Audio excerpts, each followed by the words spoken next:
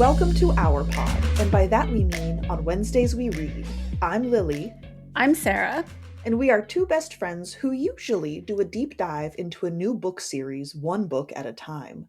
But today we are doing a bonus episode and covering Jonathan Nevair's The Curse of Dragontail Island. The Curse of Dragontail Island. But before we get into that, Sarah, what are you reading, watching, and or enjoying these days? Well, I just started Shake Out the Ghosts by Hess. Literally just started, as in 15 minutes before this recording just started. So I don't have a lot to say about the book yet. I do like the prose so far. The characters that I've met seem very anxiety-riddled. So that's a little bit of an adjustment, but I'm excited to see where the story goes. And then besides that, I have been going back to my roots and watching a lot of Prince of Tennis, the anime, which means that I've also had to go back and start rewatching the musicals, and that's been a lot of fun. Yeah, naturally. I think it's probably been a good 15 years since I've watched any of the musicals, but they still just bring me a lot of joy. They're so bad. I mean, they're just, it's ridiculous. The little like break dancing that they do before and during a tennis match to represent the tennis match. They're not good dancers generally. And some of them are not even good singers. But it's a lot of fun. It doesn't take itself seriously, which I think is a key for this kind of thing. Absolutely. Lily, what are you reading, watching, and or enjoying? Well, yesterday I watched the Anaconda remake, kind of, with Jack Black. Very funny. It is a movie about making a movie, which is very hit or miss with me, but also not taking itself very seriously. So it pulled it off, I thought, quite well. And almost anything with Jack Black is an auto watch, so it was very fun. I've never actually seen the original, so that might be on my to-do list for this week. I was just going to ask if you were familiar with the original and how it compared. I'm not. There were several moments that my family and I were like, was that a reference that we should be getting? So it stands up on its own, I will say. However, I've spent much more time playing Slay the Spire 2. It is a roguelike deck building game. It's only in early access. It's not technically out yet, which means some of the art is just like MS Paint scribbles, which is pretty funny. Because it's not done, that's not how it's going to be. Right. Know? But the best part about this sequel to the original is that it's multiplayer, which means I can actually play with my husband instead of just next to him. Infinitely better. I don't know anything about the first game or the second game for that matter. Yes, being able to play with your husband is an improvement. I almost exclusively play multiplayer video games. I don't tend to see the point if I'm not also doing it with someone else. Even if you're just hanging out with them. But so anyway, yeah, this being multiplayer, I think it's going to have, I'm going to sink even more hours into it than I did for the first one. Will you play it again when the full release is available? Oh, so it's a roguelike, which means you go through it just a million bazillion times.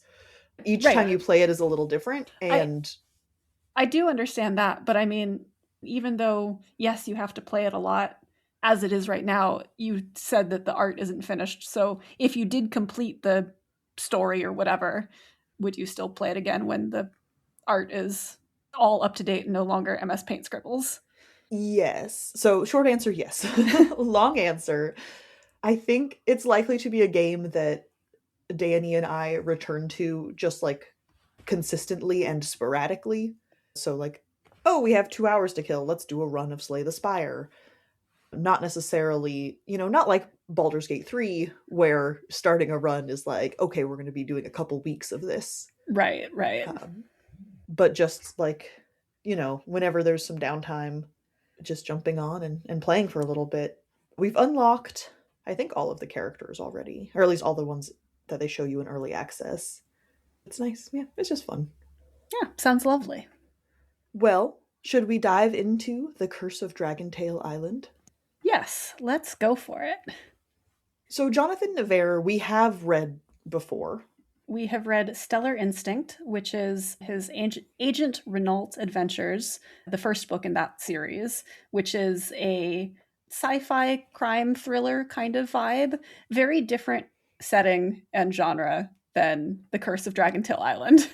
So different. Yeah, I really didn't know what to expect going into this because, I mean, despite having read Nevair's work before, a pirate fantasy adventure is so different from a spy sci-fi thriller. It is, but Nevair's got the range, clearly. Mhm. And I haven't actually read his other sci-fi trilogy, which is the Windtide trilogy, but it's been on my TBR for ages and ages and ages, and I really should just like read those books. Such is life, isn't it? Yeah, so many books, so little time. It's been quite a while since we read Stellar Instinct, but the main character in that is also an older adult, right? I don't remember her age specifically. I didn't think that she was middle-aged the way that Jack and Marion are in The Curse of Dragontail Island. Okay, maybe never mind then. I think there are older characters in it, but I don't think she is one of them Right. necessarily.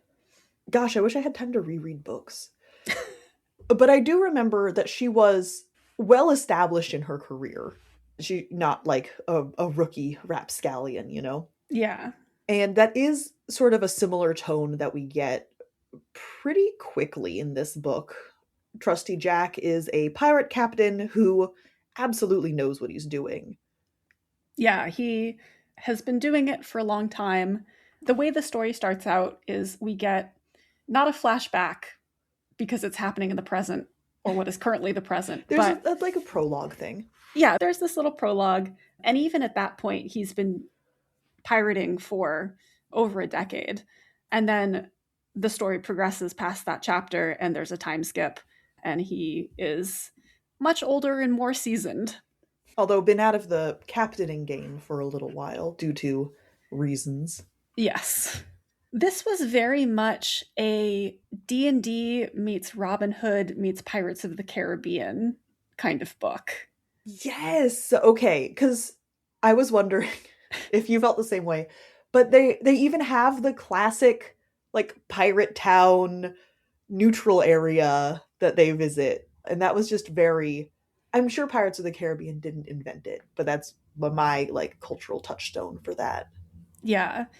I mean, for all that there is like magic, it is a fantasy setting. It's also quintessential pirate.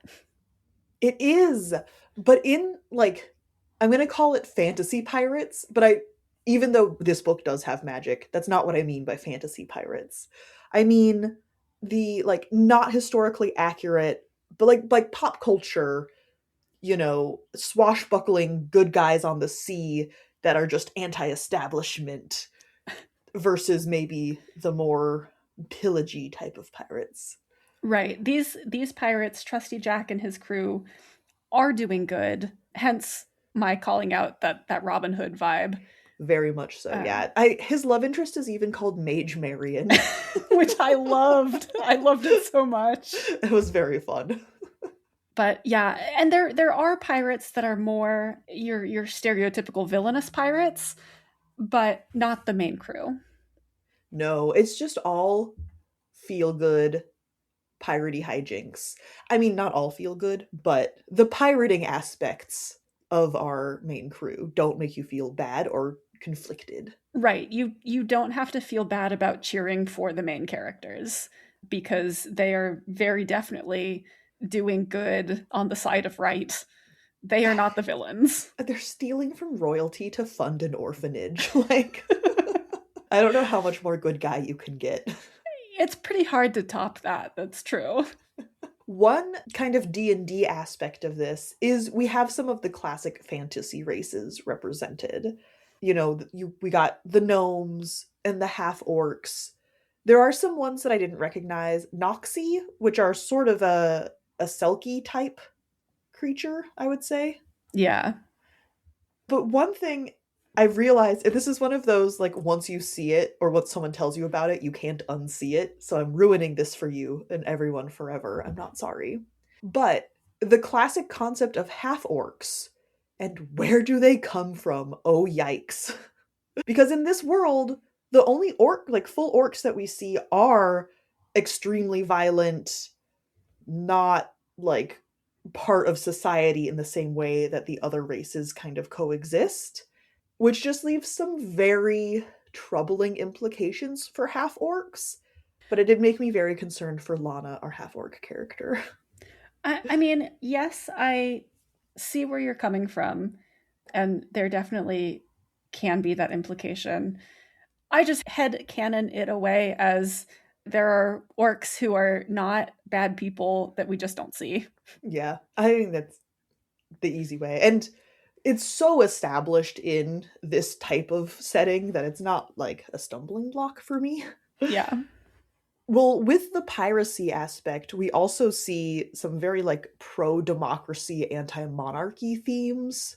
You know, the pirates can vote on a decision as long as they're not actively engaged in combat, and part of their quest ends up involving increasing democracy in their country.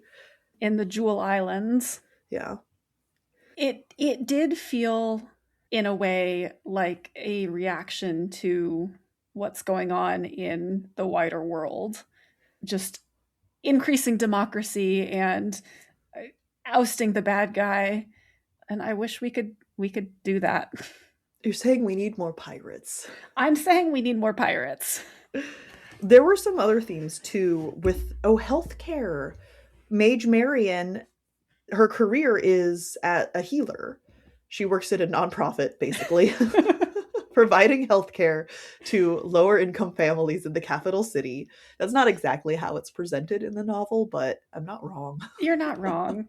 And the regent is, saying that the kids don't need to get vaccinated because it's too expensive and there's no proof that it does anything.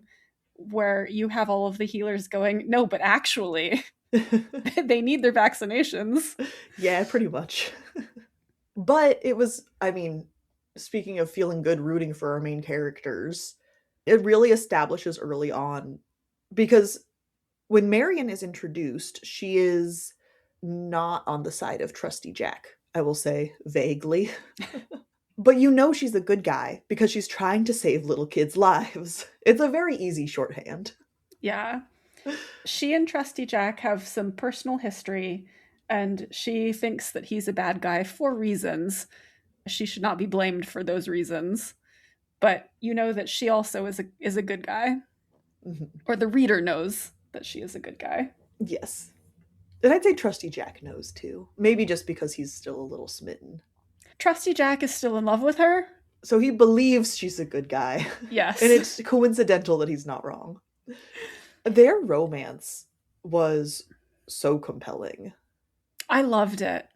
It was really nice to see a second chance romance where both characters are middle aged. I mean, for that matter, it was nice to see a novel where all of the main characters are middle aged and still going on hijinks. But it also, specifically for their romance, was really nice because, yes, they're still kind of hung up on each other, but they have attempted to move on. They have had other relationships. They're not waiting around for the other person.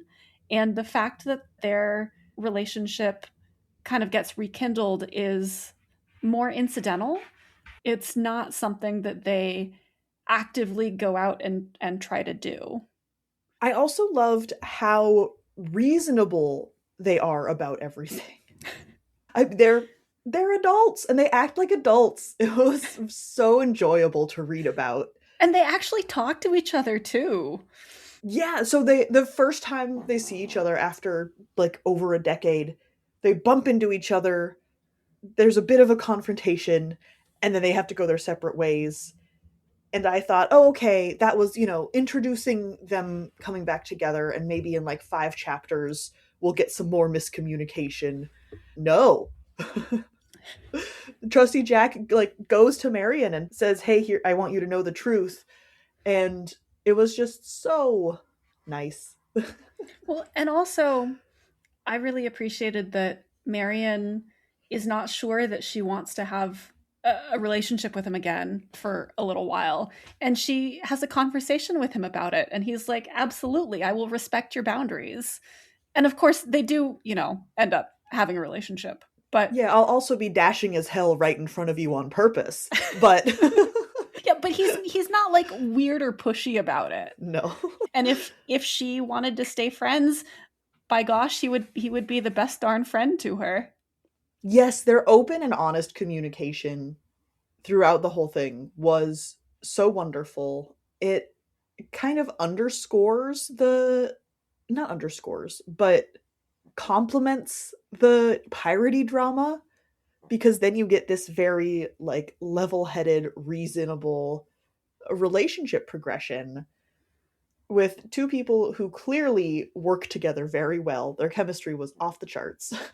And that doesn't mean that they end up together, but the wild ride of them rekindling and meeting each other again after so long. And they've both had relationships, they're not weird about that at all because they're adults. Yeah, there's no jealousy, no you should have been saving yourself for me even though we've been broken up and you thought that I was a murderer and a Also terrible dead. person. She And also thought he was dead. and also dead. But and I do think that open communication on both of their parts is carried over with their interactions with the rest of the crew. Like Trusty Jack doesn't hide things from his crew, and I really appreciated that as well. When he learns that they are being hired to go into some pretty scary shit, he doesn't try to keep that from his crew. He's like, if we're going to do this, I want people to be genuinely all in. I'm not going to try to trick them into doing it. Yeah, absolutely. And then it kind of circles back to what a fair and even keeled, is that a boat joke? Even keeled leader he is as a captain. Yeah, he does have his moments of hot-headedness where the other members of the crew have to talk him down from doing something rash, but once that's over, he acknowledges that they were right about it and he was wrong, and he doesn't get mad about it. Right. They don't, I mean, minor quibble just because it was sort of a perfect example of the pirate democracy that we see. They don't have to talk him out of it. They overrule him. Okay, you are correct about that. They overrule him, but he Yeah, he takes it very gracefully. yeah. And eventually is, like you said, they were right. But they don't have to convince him that they're right in the moment. He has to listen to them because even though he's the captain, he's not a tyrant. Yeah. Which was just another, like, I'm gonna say warm and fuzzy. It's nice reading about well meaning, competent leaders. It is really nice to read about well-meaning competent leaders, and also it's nice to read about nice people. That being said, there were some bits of this book that were the opposite of warm and fuzzy. People do die, and I think because of how The first character death was very abrupt. yeah. I also did not think it would stick, I say, skipping ahead in your notes that I know is coming. Yeah, I did not think that it would stick. I thought that it would turn out that these characters would come back in some manner. And I think that was because not that the world wasn't dangerous. We knew that the world was dangerous, but because all of the character interactions were so wholesome, I was like, surely everything else is going to be wholesome. We're going to have a happy ending, right? And we do. But it's, for all that I'm saying, oh, it's the fantastical, smooth edge version of pirates, if you will. It's not a rose colored glasses version of the world. It's not cozy fantasy. People do No. die. Yes. And not just people, but like named characters. Yeah, main characters die. people that you get really attached to or characters that you get really attached to die. And it's a little bit of a shock. It is. And then even more of a shock when we start getting character deaths that are not named characters and they're treated so differently. The sea elves. Yeah, they're crew members of various boats that we see. I'm trying to be vague. And during some of the conflicts with actual bad guy pirates or whomever, they die. Or, not all of the crew makes it. There are casualties. And the book just kind of keeps barreling forward. And I was like, but 5 people just died. I did kind of feel like being a sea elf in this book was being a red shirt in Star Trek. This is the perfect analogy. It's a hazardous job. Your safety is not guaranteed. No. And none of their safety is guaranteed. But at least, when a named character dies, we get a couple pages of emotional reaction. Yeah. Poor sea elves. Yeah. And I mean, that's fair. Not everyone's death is going to affect the main characters equally. In fact, it would be kind of weird if they did. Especially because the sea elves as crew they're not crew that Trusty Jack and the other characters have known, for decades. They're I don't want to call them temporary, but they kind of come on at the last minute. So they don't have those deep personal relationships. Right, yeah. And it makes sense. But it really, as a reader, I don't know. It was not all characters are created equal. They were a minor character. I mean, they didn't even have names, right? But anyway, it was wild. Compared to some characters who get statues at the end. I'll say no more. So when we first meet Mage Marion, she's working for, it's a temple, I think, right? They're of the healing goddess, and so they're it's a guild. Guild, it's like that's it. The Mages Guild, but that is also kind of wrapped up a little bit in the old religion. The gods are no longer around, but there's still references to them, artwork, etc., etc. Well, the headmistress of the Mages Guild was so cool. We don't see her very much. I don't even remember her name, but she did have a name. But her interactions with Marion were so not the standard guild headmaster that you expect, especially in a corrupt system, right? We know the regent is an asshole. He's definitely not a good guy. But then you get other hierarchies in this culture, like Captain Jack on his boat, or the headmaster of the Mages Guild. And you see different leadership styles, and she was so cool. She gives some advice to Marion that I was not expecting. She was a hoot.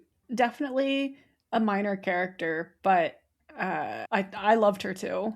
Pragmatic. I think that was the word I was looking for. She is very pragmatic, and she encourages Marion to go and do things that you wouldn't expect her to encourage Marion to go and do. It almost wasn't encouragement. It was, oh, you're not going to stay here for the rest of your life. You've done great work. Don't get me wrong. You've saved a lot of lives, but I never thought you would be here forever. And Marion is like, but I pledged my life to this guild. And the headmistress is like, who do you think you're fooling? Yeah, you did, but you've got other more important shit to do, so go and do it. And just that, yeah, I don't know. Everyone needs a boss like that, I think. Or some kind of authority. Like, really wholesome, positive authority, balancing out the toxic garbage that we see with the regent and everything he touches. Yeah, I mean, and the headmistress, I think, was an example of someone who's trying to do good within the system and getting kind of stymied by it a little bit. And so she encourages Marion to go out and not be part of the system. Go cause a ruckus. Girl, go cause a ruckus. Yes. But I really enjoyed all of the side characters. I mean, I enjoyed the main characters too. but I thought all of the side characters were really well developed and brought a lot of nuance to the world that Nevair built. Yeah, there's so much going on that we only get the tiniest hints and pieces of. Yeah. Like, I want to know more about the Thieves Guild because it kind of seems like bad news. Oh my god, right? So Scarlet is, I would say she's one of the main characters. Yes.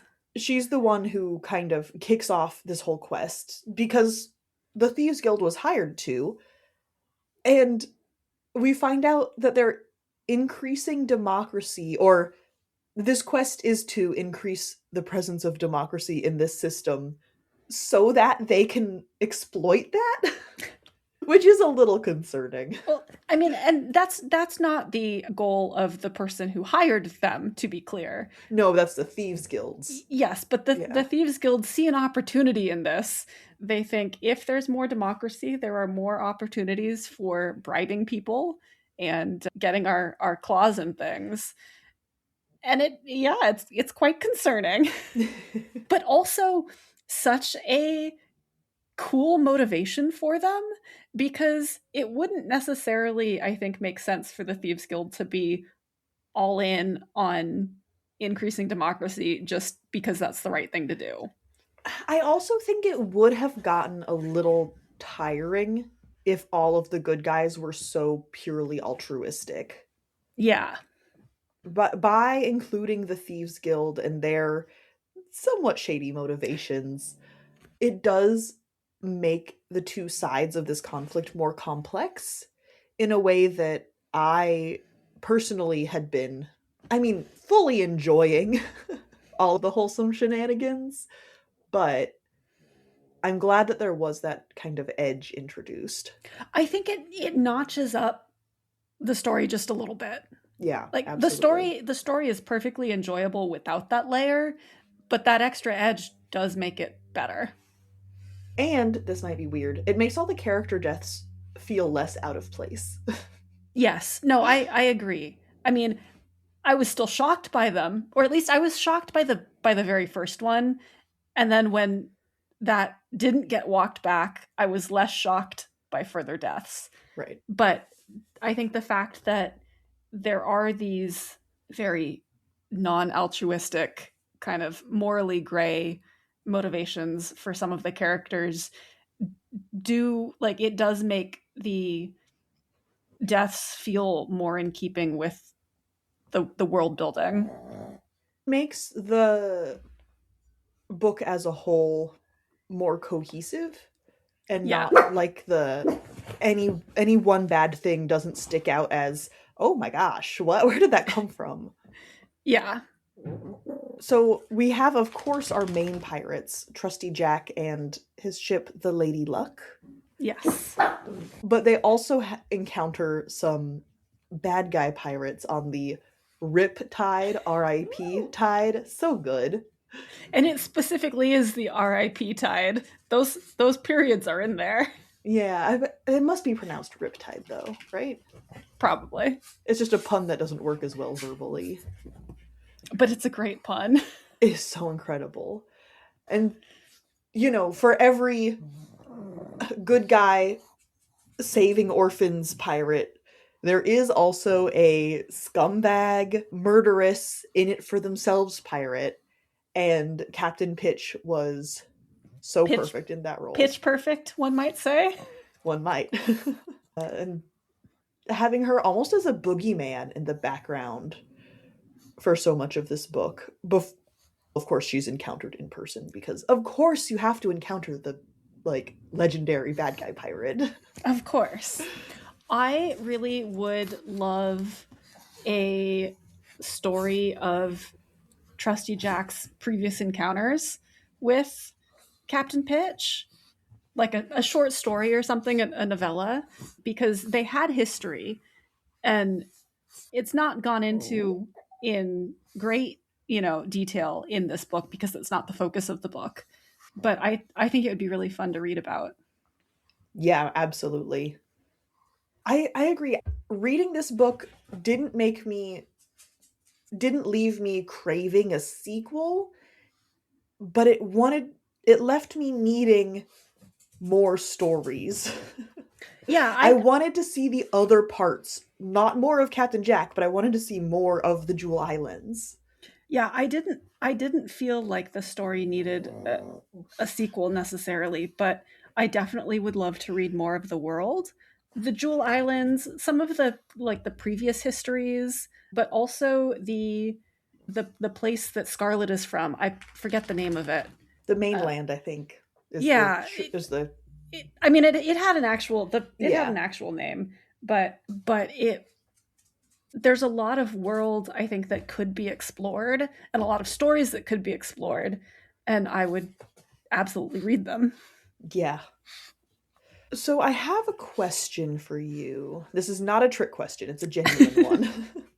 At the end, Captain Jack has to make, I'm going to call it an impossible shot with a bow and arrow in order to save the day. And he accomplishes it through what almost feels like a deus ex machina.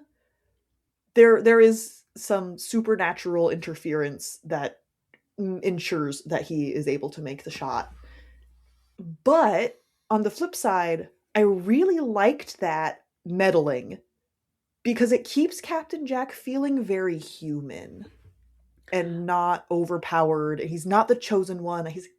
I mean, I guess he is in the fact that he's the one who gets this help, but he is just a normal dude. He's not like able to do impossible things necessarily. But the fact that he gets the help is not because of who he is, it's because of the tools that he has. Right, exactly. So I liked it. I thought that it was good for the reasons that you just, explained it. It keeps him being human. He's not some kind of amazing superhero. He does have good skills. I mean, he's genuinely talented, but this is a shot that no one could make without assistance. And also, there's an event earlier in the book where it's foreshadowed that there's something magical about the bow that he's using. And so I think that combined with the arrow makes it feel like the natural progression and not like this is some kind of deus ex machina. I mean, it is literally a god that comes to help him. So it's literally a god in the machine of his bow, but Okay, maybe by the literal definition, but not by the literary definition. right. And yeah, I remember getting to that scene and at first being kind of taken aback because while there is magic and we hear about some historical aspects of the gods and the golden elves that came before the current civilization we're reading about, this was a very active meddling in the world that we did not see very much of. You're right, like we had seen Jack make some impossible shots with his very fancy bow before. And specifically have them be called out as there was magical assistance there. Yes. Now, that isn't to say that he needed, well, not that he did for this instance, but he was also genuinely like the best archer around. He So it was. also didn't feel cheap in that way, in that, oh, we just give the goodest good hero the magic bow and he shoots, straight up into the air and it'll just zoom to where it needs to be. He did also have to have some skill. Yeah, he was genuinely a talented archer. Yeah. And I think that in combination with keeping him down to earth, the whole thing ended up working quite well for me. It was a surprise. I was not expecting it. I wasn't expecting it, but like I said, I did like it, and it I thought felt very appropriate for the kind of vibes that the book had in general. Like that kind of like high fantasy, you get this big blowout at the end with great magical assistance. It all worked for me. Oh yeah, definitely. And again, rooting so hard for the crew. just unreservedly love to see good guys being good guys and winning, which Yes. is nice despite the heartache at some of the points in the book. It still leaves you feeling really good.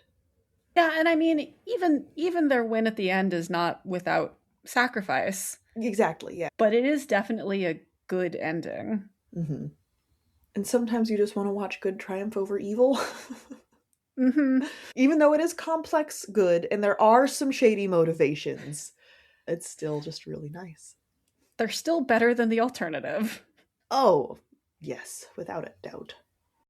Overall, I had a great time with The Curse of Dragontail Island. I think if you like fun fantasy books and pirates, you should go and read it. And you can find more from Jonathan. He's on Blue Sky and Instagram. He also has a website. So you can go and buy all of his books, including the ones that we are not discussing in this episode. Absolutely. Yeah, I think if you have, okay, what's the word I'm looking for? Classic fantasy is something different. You said D&D fantasy earlier, and I think that really does sum up this setting quite well, but not in a lit RPG way. It doesn't feel Dungeons and Dragons-y. It's not like getting too mechanical in any sense. It's just I the setting is very familiar from that point of view. I think so. The back matter of the book compares it to like a Dragonlance fantasy. I think it says Dragonlance meets Pirates of the Caribbean, and I think that that is the right kind of vibe. Like it's a D and D setting, but it's not about the mechanics of D&D. It's that's just the setting. Kind of like, the Forgotten Realms books or the Dragonlance books. You have this classic D&D esque world and the characters are existing in it. But modern classic D&D. Yes. If you're a tabletop RPG player, I think you would really love this story. And yeah, pirates. Pirates are good. It's a lot of fun. Yeah. Let's see some swashbuckling fighting on behalf of democracy and environmentalism. More of that, please. Yeah.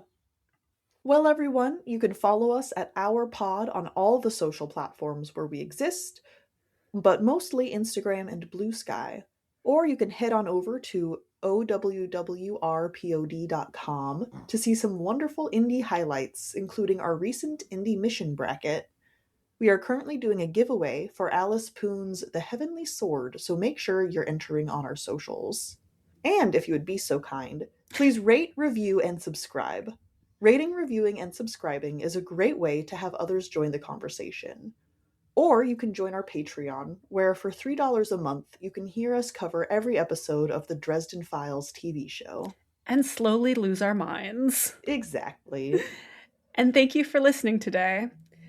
April Fools!